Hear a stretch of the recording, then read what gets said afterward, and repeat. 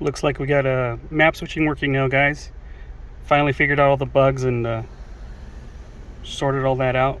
So let me show you here. This is actually a pump gas map that I have that's running right now.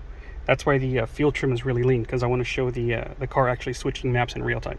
So because the injectors right now are scaled for pump gas, obviously the car's going to run lean. This is what would happen if you just put ethanol in the car and didn't actually have a map for it.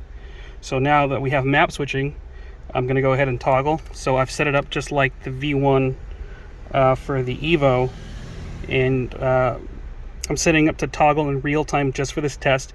Ideally, for 2 fuel maps, you would have the map changing set to TPS. But like I said, just for this test, I'm going to show you guys in real time. We're going to hold down the cruise control button.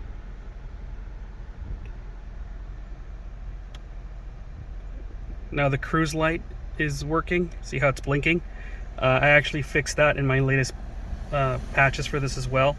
So now that works. So when the cruise light is blinking, that indicates that we are now in the secondary map. Coming back to the fuel trims,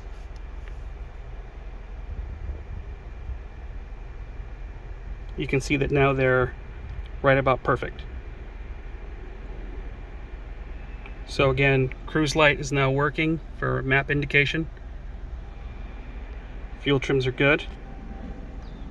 Change maps back to the pump gas map.